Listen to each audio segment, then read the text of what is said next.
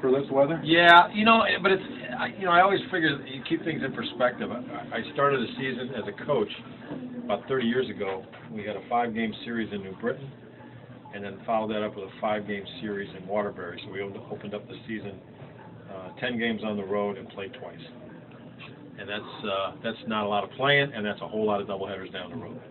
So I've seen worse. I see 46 or 47 tomorrow, and I'm excited.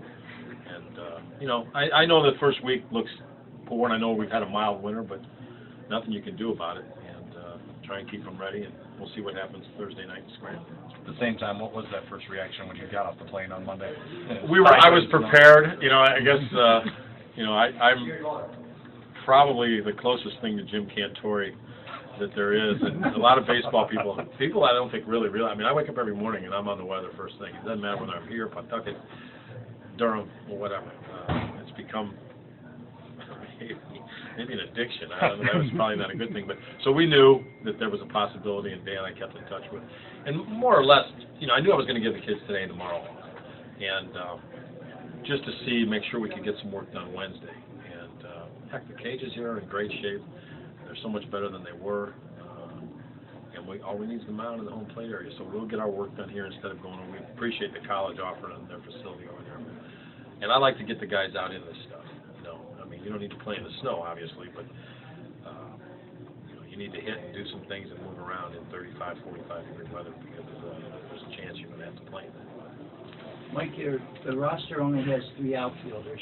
You have some infielders that can go out? Yeah, we do. And I mean, I think, Ronaldo and, will be one of the swing guys. I believe Britt. We've got a bunch of guys that I think will do anything you ask. Heck, you could put Jimmy out there if you need to. And Britt can play out there and has played out there probably more extensively than anybody else.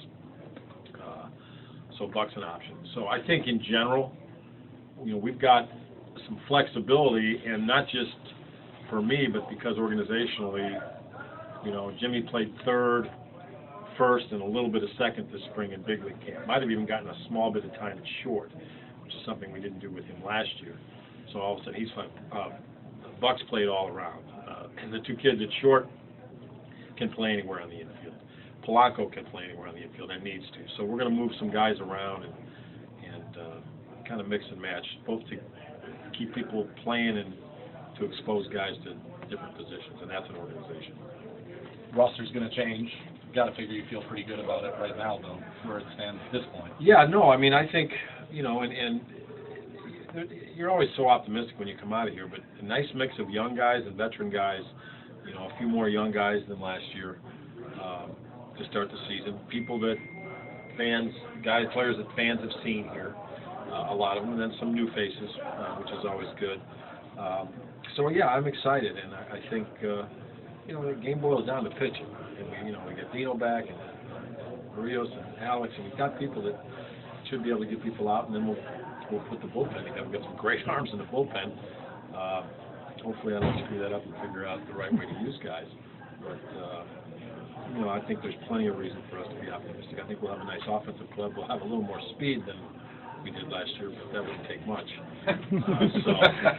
So that might be fun to watch a guy steal a base or two.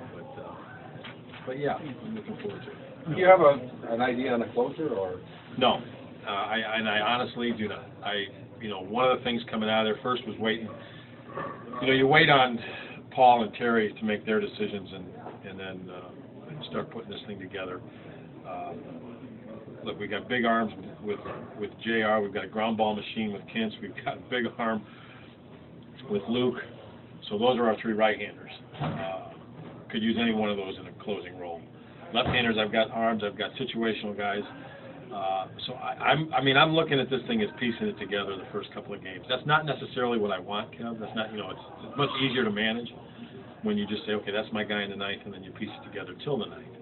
Well, I don't think we have that, and I think somebody's going to earn that.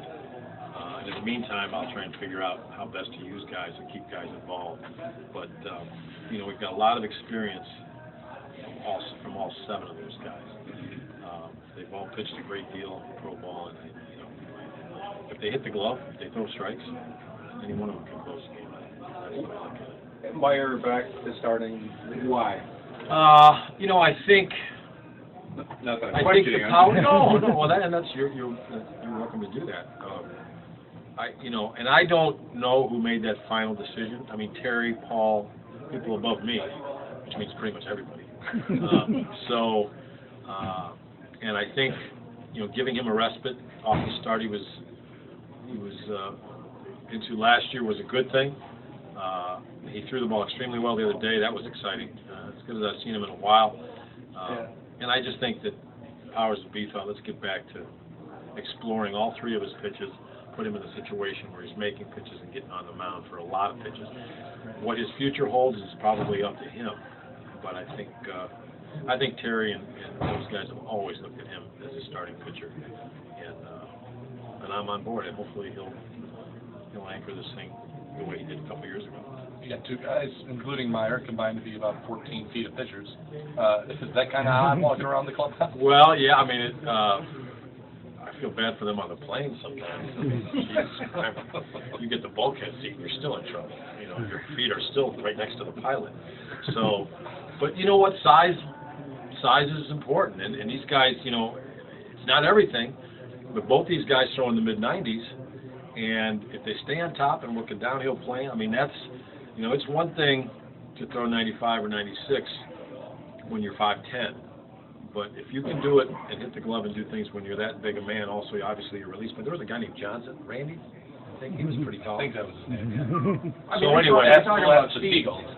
They talk about extra feet on a fastball. I mean, their release point is That's gotta exactly be so close if they're over yeah, the top. no, and if they're extended, if they're short arm guys, so you go round and round and everybody analyzes all that. But yes, ideally they throw hard. They have the possibility of creating a much better downward angle because they're releasing higher, and by the time they get done striding, I think you can make the argument that 95 on the gun becomes 97 because of release points. So there's a whole bunch of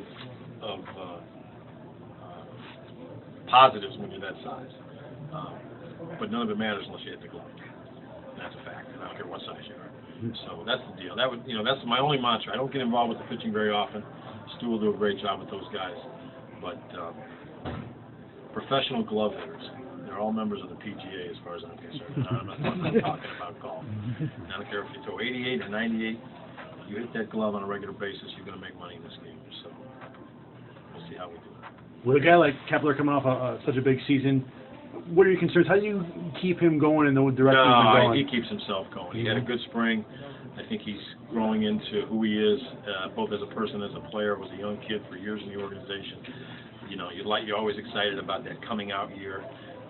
He's always been an exciting looking player, but the numbers he put up last year in Chattanooga were fantastic. And not just, it's funny, and I was telling somebody the other day, if when you go inside the numbers and look at his walks to strikeouts and look at the things in front base and so on, his left-right splits, wow, really good. And so he needs to continue that.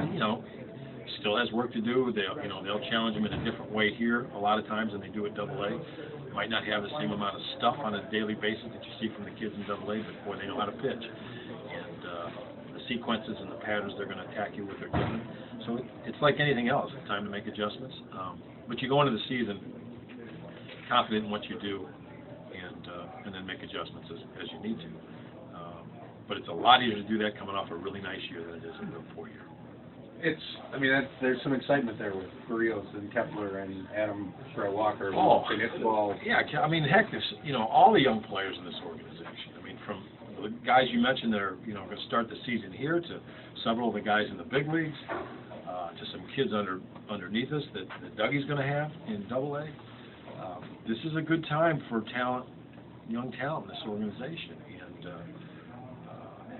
And again, you combine that, I think, you look at that big league club and you've got a handful of really good veterans to go with that. So I mentioned it last year, and it continues. It didn't just go away. I mean, this is, when I was in Oakland, when I was in Montreal, some of these places where we had really good young, and we're deep as an organization, and that's where we're at now. And so, like I say, these guys got to get after it, and we can't screw it up. We got to keep these guys going to get all of these guys there at the right time. If you're fortunate enough, when we were in Oakland years ago, if you're fortunate enough to get 5 or 6 guys there, and in a 2-year period they're really contributing at the big level, that's really something, and that would be a great goal for us